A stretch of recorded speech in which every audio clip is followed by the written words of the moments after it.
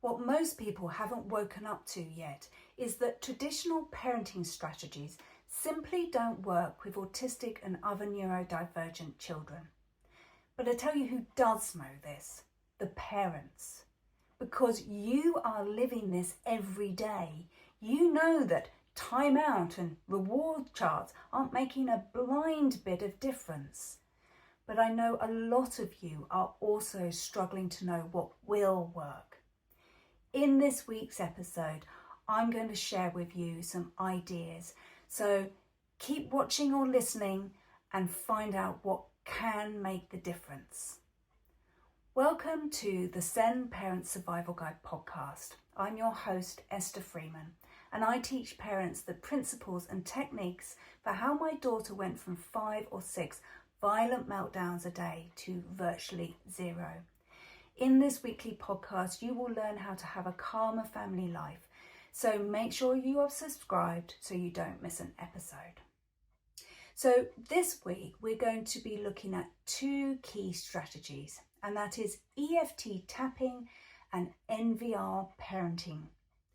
Now let's explain what those actually are. So EFT tapping, so EFT stands for Emotional Freedom Technique. And this is a type of talk therapy combined with acupuncture. But instead of needles, we use our fingers and we tap on various parts of the body.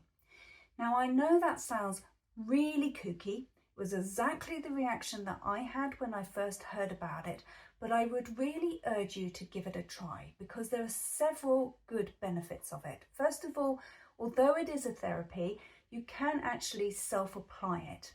So you can just use it with yourself at home. And I actually have a guided tapping meditation which will talk you through the process. You don't need any specialist equipment or specialist knowledge. Just download that free guided tapping meditation and you will be talked through what to do.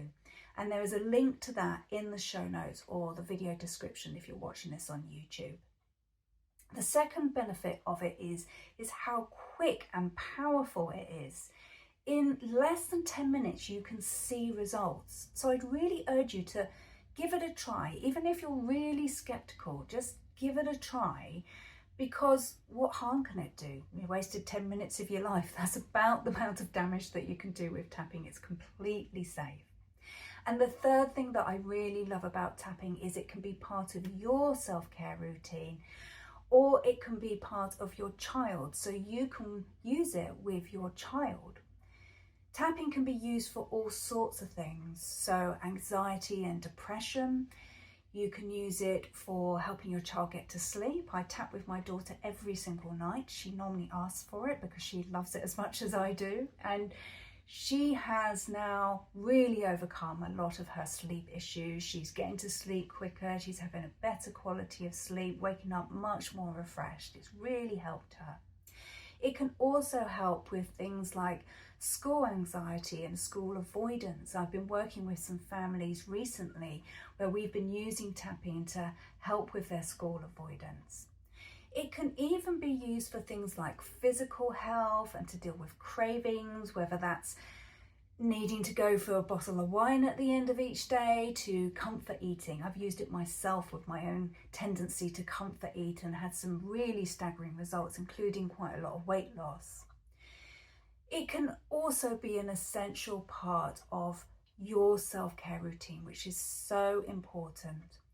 Parenting a child with complex needs and disabilities is really tough, and it can be really overwhelming sometimes. And yes, at times we're going to lose our cool and shout at our kids or do things or say things that we regret later. Now, I say this with absolutely no judgment. I have been there myself, and it is kind of unavoidable. But what's not okay is not working on your self-care to ensure that you're reducing the frequency of those outbursts. By using EFT tapping, this is a really effective way to help us process that stress. I was working with a parent recently whose daughter had a long history of school avoidance, and she had been holding all the stress from all of the years of that. And she'd admitted that she'd compartmentalized it so she didn't have to deal with it. And so we tapped together on some of those feelings that she had about it. And she said that she could feel herself start to process those emotions. She said, and this is a literal quote, "I could feel them vibrating out of my body." And she said after the tapping, she was able to respond to her daughter much more calmly. She wasn't blowing up at her as much. She wasn't getting so stressed. She could just listen to her daughter calmly without getting overwhelmed. So tapping is a really useful tool to have in our box of resources to help us manage this really challenging job. Now, NVR, what is NVR? It stands for non-violent resistance, and I describe it as Martin Luther King on the school run, because it's basically using principles of the civil rights movement. So the things that Martin Luther King, Gandhi, Nelson Mandela, they used a non-violent resistance approach to their activism. And they used this because they saw that it often got better results than the violent and aggressive tactics. If you meet violence and aggression with violence and aggression, what you often get is just more violence and aggression. However, if you meet violence and aggressive with passive active resistance, suddenly you see behaviour shifts. And we see this in parenting too. These strategies, the NVR strategies, there's 9 of them in total, they have been tested. And they have shown that they are highly effective with neurodivergent children, but also neurotypical children. There's no reason why we can't be using these strategies with all children.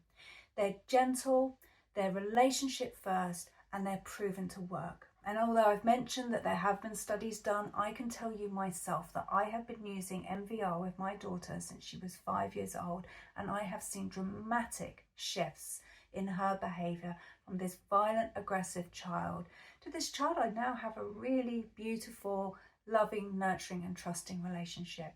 Because what we find is that if we treat all behaviour as communication and ask ourselves, what is this child trying to tell us with that behaviour? So rather than focusing on the behaviour, we focus on the why.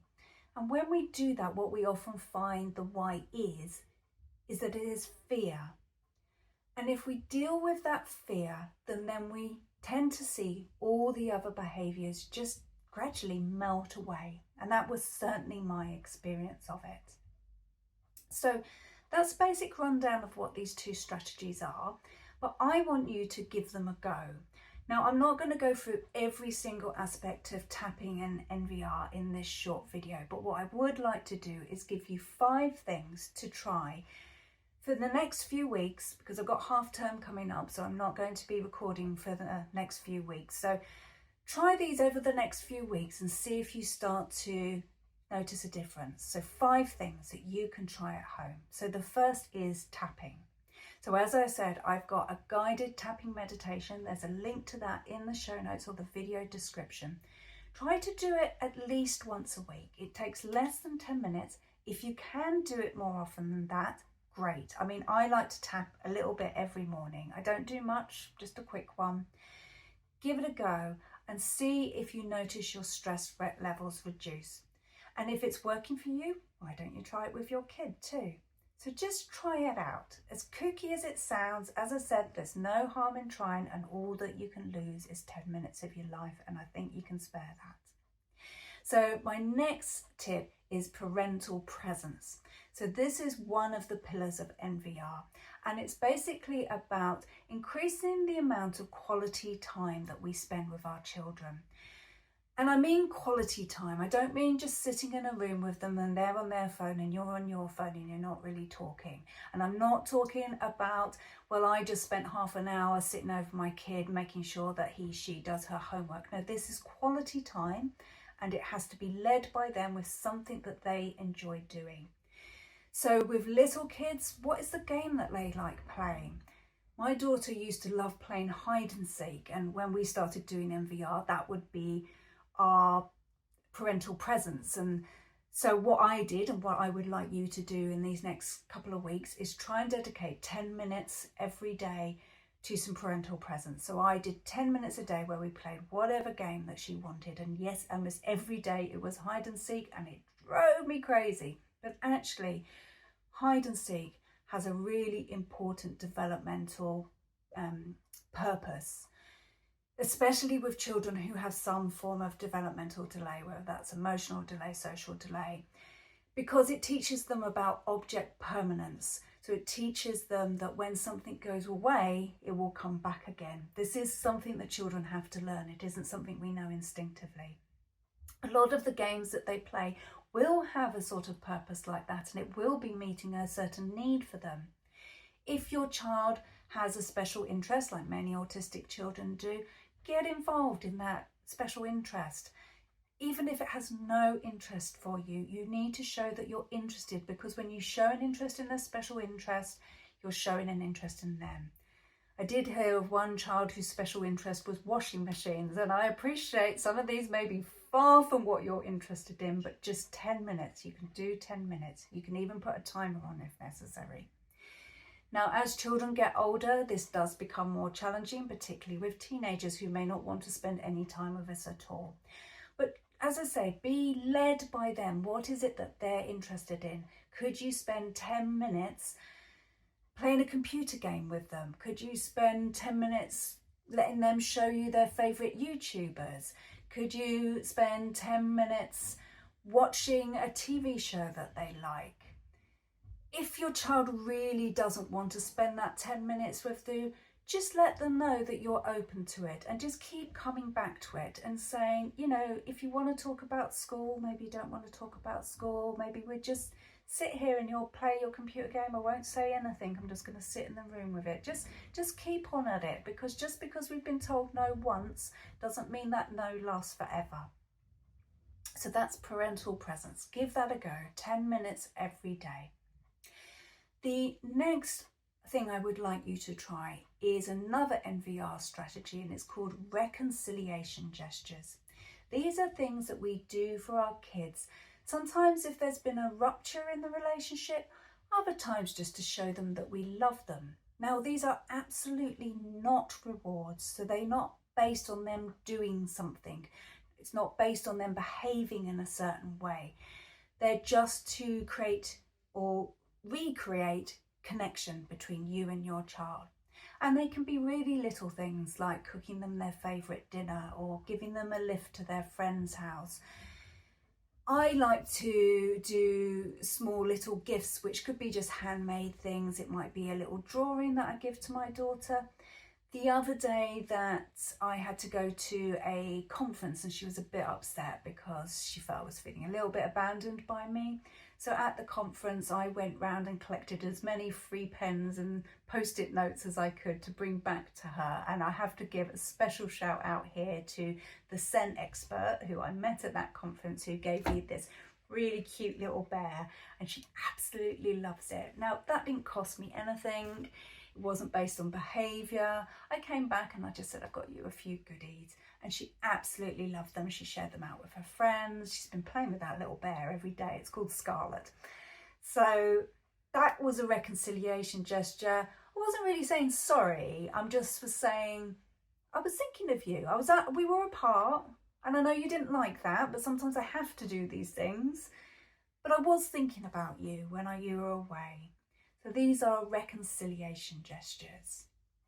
So the next thing that I would like you to try is baskets. Now, this is one of the most popular forms of NVR because they help us organise the way that we're going to respond to our children's different behaviours. Now, if I asked you now to write down a list of behaviours in your children that you find challenging or wind you up or just don't like or think are dangerous, you'd probably come up with a really long list. Now, the problem is we can't physically deal with all of those behaviours at once. It's just not possible. And even if we would just say, well, let's cut that list in half and we'll just deal with half of them, again, it's going to be very challenging, and your child may feel like they're always being got at. My daughter came home from school the other day actually and said that. She just said, I feel like I'm always doing something wrong. They're always having a go at me. And this is because they're trying to deal with every single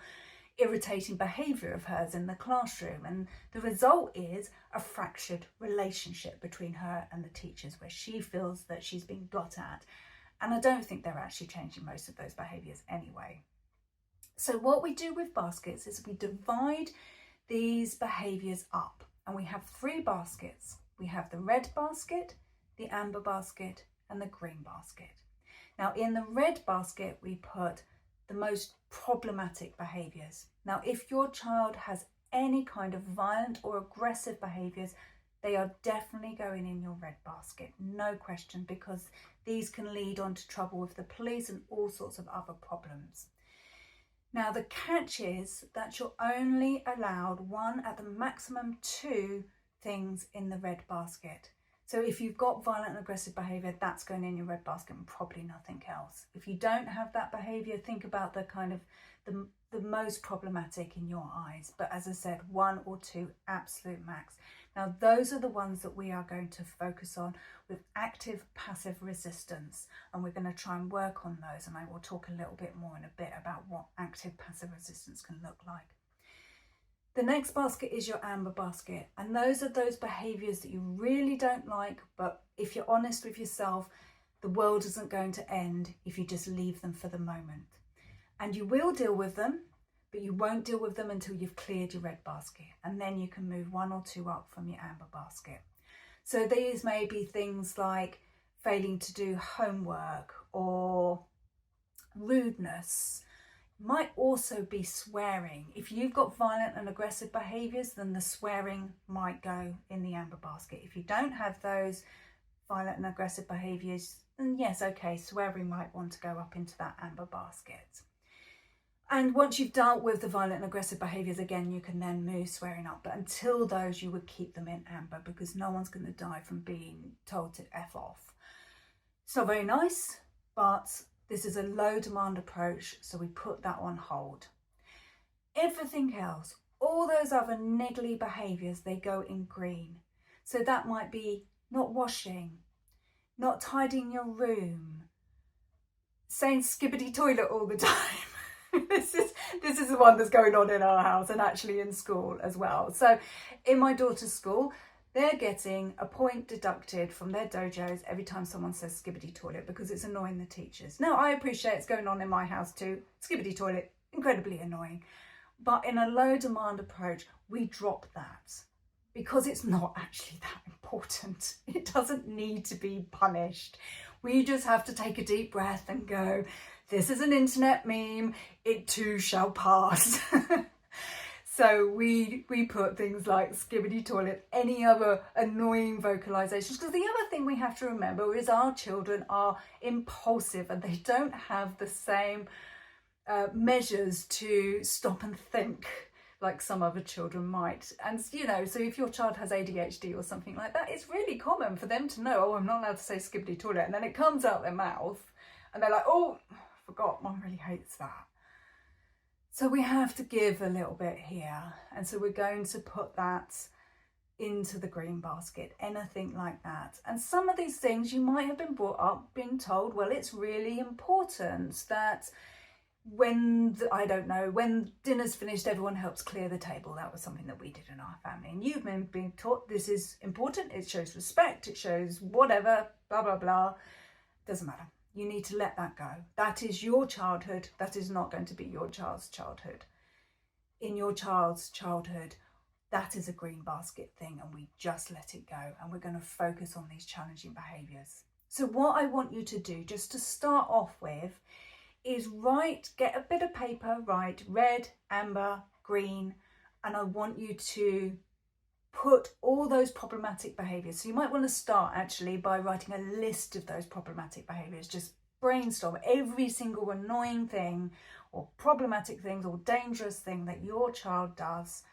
Write those out on one list of paper, and then on another bit of paper write red, amber, green, and you're going to divide those between those baskets. So remember, red can have 1, maximum 2 things in. Amber, you probably don't want more than 2 or 3, and everything else you're going to put in green. So that is my homework for you. That's what I would like you to start off by doing. And you will see a shift in behaviour when you just start focusing on these big behaviours rather than trying to do everything.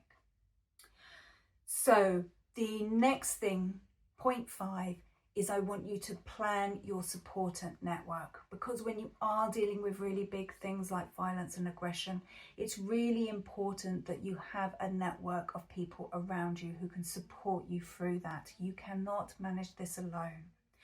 Now, when we start our parenting journey, we often have an idea of what that supporter network might look like. Our parents, our siblings, our best friends. Now, in a perfect world, and some of us may live in a perfect world, not many of us, but some of us do, those people will remain supportive and remain the people that are helping us through this. But it is incredibly common for those people to not get it. Now, I have a whole separate video about what to do when the people you thought were going to support you just don't get it.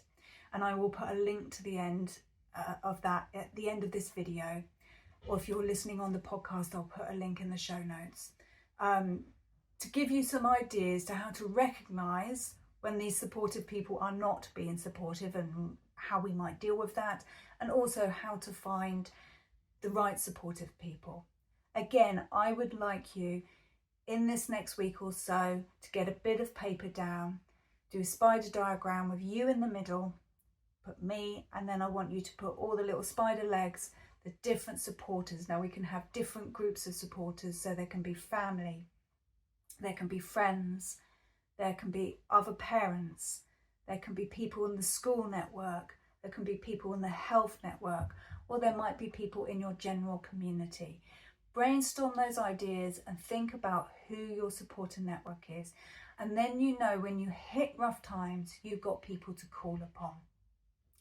So those are my 5 main bits of homework for you. Give them a go, see if they start to make a difference. If they do, then we can go deeper with that, and you can get in touch with me if you would like to do some further work. I also have some courses coming up that will delve into some of these issues in a little bit more detail, and I will put a link in the show notes to my Eventbrite page where you can sign up to some courses where you can go a little bit deeper on these. Now, I want to do one more optional extra, point 6. And the reason it's optional is because we only use this one when there is a crisis, when we're building up to a meltdown or building up to an argument, or something's gone really wrong. Now, I know that for some of you, this may be a daily occurrence or a weekly occurrence. And so that's why I wanted to add this on. If you're not experiencing this, you can skip this one, and I'm really pleased for you. But I know this is a reality for many of you, so I did want to add this on as an optional extra. And it is the pillar of NVR called de-escalation. Now, the number of times I have seen a little incident blow up into a huge screaming meltdown because the parent was unable to de-escalate. They were unable often to see, this is actually a green basket behaviour and I don't need to blow this up. So for example, if your child hasn't done their homework, instead of coming in and screaming, why haven't you done your homework? I don't want to do my homework. I hate you too. And it explodes, and then it can become a red basket behaviour. So we need to recognise when these things are green basket behaviours and de-escalate. Sometimes we have less control. Our children may, for example, come out of school and immediately start escalating a situation. Now, we have to have the skills to try and bring that back down again. And it's really hard. I have experienced these after school meltdowns. It's called the Coke bottle effect. It's really challenging. And I really want to acknowledge the frustration for what has happened in school to your child then being dumped at you at the end of the day, and you're the one who's having to deal with it. It's not fair. But it is the reality, and we have to learn how to de-escalate. So in a situation like that, or maybe your child's been given a detention at the end of the day, Friday afternoon detention, great, school's just dumped this really dysregulated child on you who's come out and he or she is determined to take it out on you. How do we de-escalate from this? Now, I'm afraid there are no set answers for this. We have to work out what works best for our child, but I want to give you a few ideas. Now, for some children, you can use humour. For some children, you might want to look at their sensory needs. Maybe it is saying, okay, I can see you're really angry right now, but let's try and bring this back down. What's going to help? Jumping up and down. Let's get you to the playground and on the swings, or down the slide, or let's just run around the park for a bit. Like, get their bodies moving, burn off all that anger and frustration. My daughter used to like sipping really cold water from like a bottle with a sports lid, so I always had that in the fridge. Also, sucking mints, she really helped. All these things are sucking. That's a calming activity. It calms the sensory system. And you could actually here combine a reconciliation gesture with a de-escalation by saying, let's go to McDonald's and get a thick shake. Now, I know some of you may have issues with McDonald's, lots of sugar, I appreciate that. But the thing about thick shakes is it creates a very strong sucking action. And so it actually helps calm the sensory system. As I said, you can also do smoothies if you want to use a healthier version, or sucking sugar-free mints, sucking water from a sports lid of the bottle. All of those things will work. But the smoothie, the milkshake might be the most popular. Another thing that you might want to try is just giving them a hug. Now, I would approach this one with caution. I know with my daughter that just escalated things again. So it will work with some children. Distractions will work with some children. Never work with my kid. But let's find ways where we can de-escalate the situation. You may not find the answer to how to de-escalate straight away. You may try things and you may get them very wrong and just escalate it again. That's okay. You're still on the right approach. It may just take a while to work this out. But the general principle is, when our child is escalating, we want to de-escalate. We don't want to go up with them. And again, this is why you need to do your tapping, because you want to be approaching them as calmly as possible. So if you know that your child comes out of school ready to escalate, maybe do a bit of tapping before you pick them up, or maybe do a bit of tapping before you know they're going to come off the school bus. So de-escalation is a really important part of NVR, and it's recognizing our active role. And this is where this active passive resistance comes in. So we are meeting their escalation and their aggression and their violence with active passive resistance. We're putting the relationship first. We're keeping ourselves calm and helping them calm down too. So those are some ideas that you can try in the next week or so. See if they start to make a difference, and if they do, let's go a little bit deeper. Check out those further resources in the show notes or the video description.